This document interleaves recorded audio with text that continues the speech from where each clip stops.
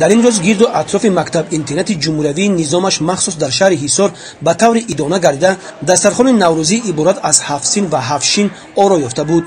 ضمن برآمد خویش نمایندگان مقامات اجرایی حکومت دولتی و کمیته اجرایی حزب خلقی دموکراتیک تاجیکستان در شهر حصار همه آموزگاران و تربیتگرندگان مکتب اینترنت جمهوری نظامش مخصوص را با نوروز بین المللی صمیمانه تبریک و مبارکباد گفتند.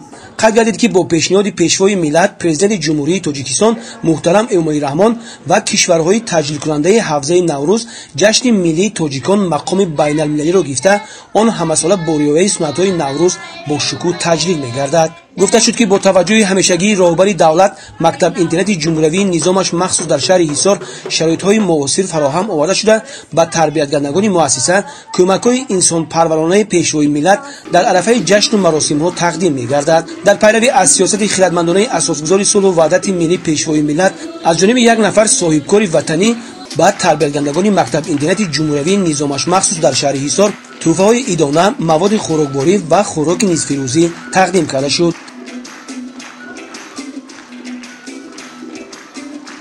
در آخر چهاربینی از جانب نمایندگان کمیته اجرایی حزب خلقی دموکراتیک تاجیکستان در شهر حصار به کارمندان فعال مکتب اینترنت افتخارنامه و سپاسنامه سپرده شد. سپس از جانب تربیتگرندگان مؤسسه برنامه رنگین فرهنگی نوروزی پیشکش حاضرین گردیده شد.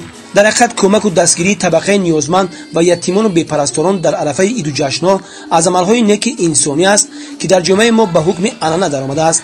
در همه گونه جشن‌های ملی کشور، خانه‌های کودکان و پیرانسالان، مکتب اینترنت‌ها و دیگر مؤسسه‌های اجتماعی که باشندگان و تربیتگرندگان آن اساساً نفران نیازمند جامعه میباشند در مرکز توجه حکومت جمهوری تاجیکستان، مقامات‌های اجرایی محلی و صاحبکاران و شخصان خیرخواه قرار گرفته است.